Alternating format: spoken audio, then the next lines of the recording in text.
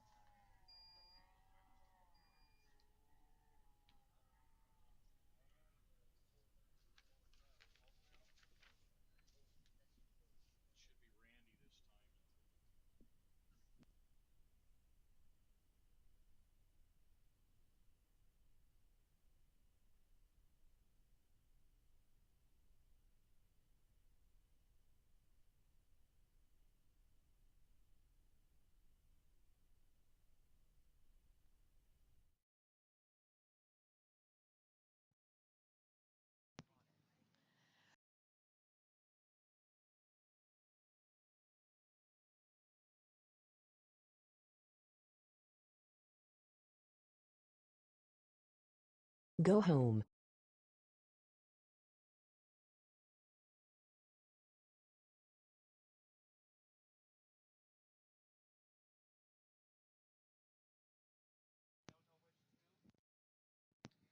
We're just hearing from the announcer that there will only be 2 vintage coming out. Water Scamp and Ombre. That's what I see in the water. Water Scamp and Ombre. Not sure what's happened to the rest of the fleet. He did last time. Jeff Warren will be driving the Ombre, and Randy Christensen will be driving the Water Scamp.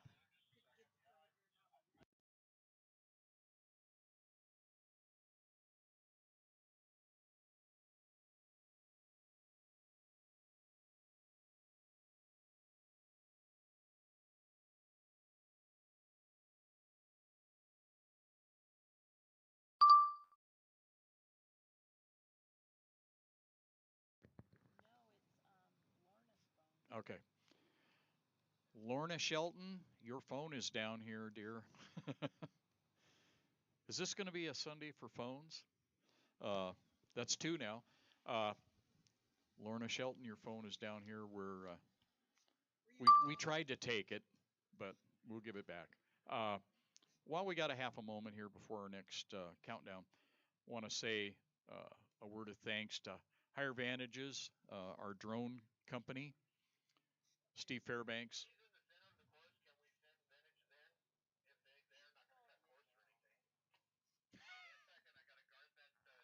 All right, they're getting the K Pro runabout in and guarded so we can start the vintage. Take off. 4, 10, 9, 8, 7, 6, 5, 4, 3, 2, 1. Mark, green flag vintage. All right, 4 minutes, green flag. That should be Water Scamp. And that should be Randy Christensen this time. Randy is our Racer for Christ representative. He comes to all the different races and does a Sunday chapel service for us. Well, and you can tell that other guy's a former racer, And Mr. then, Jeff Warren. And then we have Jeff Warren. For those of you that have been around this sport any time at all, you will know the name Lynn Montgomery. Lynn Montgomery and Steve Andrew were partners in this boat back in the day, and Jeff is Lynn Montgomery's stepson, and also drove a number of the bigger boats back in the late 70s into the 80s, and very accomplished pilot.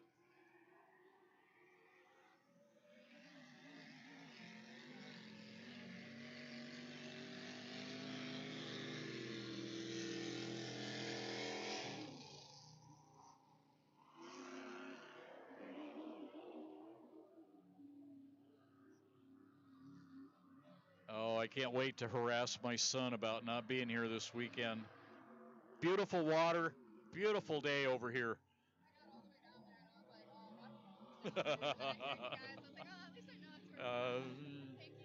You're welcome. All right. 1975 Ombre, Friends of Fred Leland Racing.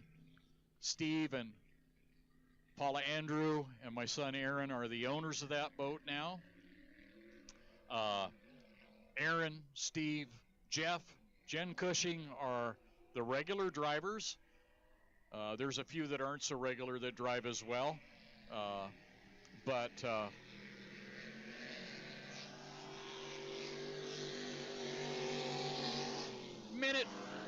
minute 48 on our clock.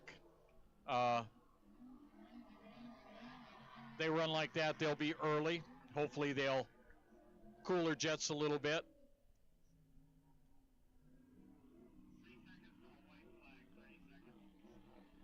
All right. 1 minute, 20 seconds. And they got plenty of time to get there. That's why I say I hope they cool their jets a little bit. As I've said, Ombre was designed 7, 6, 5, 4, 3, 2, 1. Mark, white flag on the course. White flag, way early. We don't penalize them for that because we're not racing for points.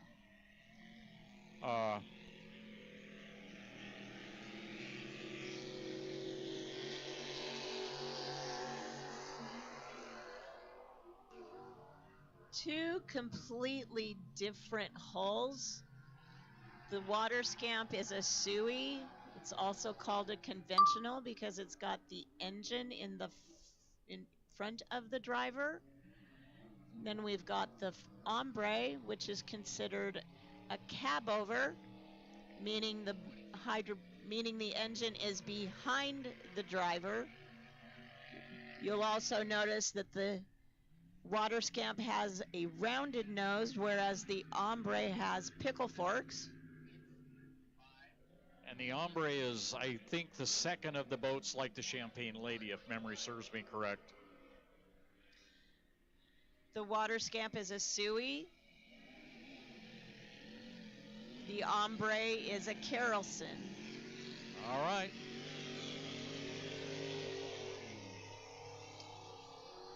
And away they go. You see him go into the turn there, and Randy's working a lot harder than Jeff is right now. Jeff's almost got power steering in that thing, the way it turns compared to the conventionals. Conventionals, if you drive them hard, the way they raced them, you have to basically drive like you would a dirt track car, where you stab and steer. Every time the boat starts to come around, the tail wants to come around to the right, and you have to turn right and keep power to it, or they'll spin out. It's just the nature of the design. It's quite a workout, trust me. I had forgotten. It had been a long time, and when I got back in, and it really wakes you up in a hurry.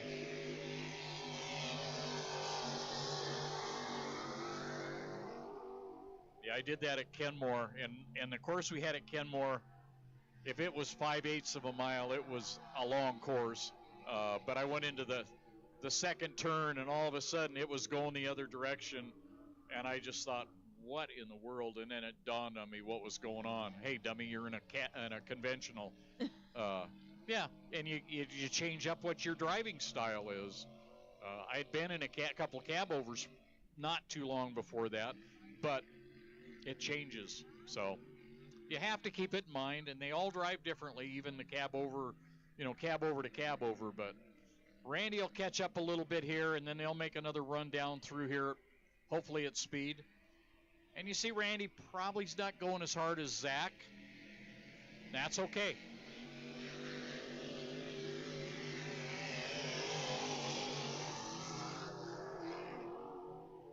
You see Hombre skipping across those rollers in there, and that's just their weight coming back off the shore. If you get them up and really flying, you will not see much of that, because they don't do it when they're not touching. But he's down, and now he's got a better ride on the back chute because he's legging it out a little bit. You hear him back out of it down there. With these boats in the day, normally what you did is you went to the corner and you blipped the throttle, and the boat starts to set, and at that point, then you turn and accelerate again. See Jeff going around giving a wave. Nice ride for him today. Have to find out what happened with the rest of our field down there. I know Calypso didn't make it for the first heat, the final of yesterday, but hopefully we can get some information.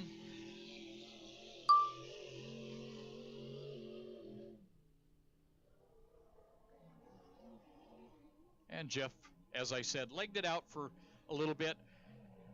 And back east, they do a lot of this where there's maybe one or two boats on the course, and they do flybys. And fortunately, unfortunately, they go very fast, and they shut it down when they get to the turn. We have to have some safety in it. If you run these things as hard as they can go through the turns, especially, you can have issues. We don't need that. Insurance is going to be canceled, and we want to run our toys. Here we come up to the checkered flag as both boats go side by side, as they're going to come across together, it appears. Putting on a good show for you. And there you go. Somebody was being a gentleman there. So that is the conclusion of our first heat of vintage for our Sunday program. Good job, Jeff. Good job, Randy. For the folks in the vintage group, if maybe Mr. Snyder, Bernie Snyder, if you get a chance, could you come down and visit with us for a minute? And I'm more than glad to talk to any of you, but Bernie's always interesting to talk to, Mr. Jeff Snyder. Affectionately called Bernie, or harassed and being called Bernie. But if we can get one of you to come down, I'd like to find out a little bit on the status of the boats. We know what happened with Kiwi, and we will have him come up here a little bit later. I want to talk with him again. But just to find out where we stand with the other vintage boats at this point. I know Daryl had some Landed. issues, and Annie's Dodge may have made a decision that they're done for the weekend, but just to get a little clarification.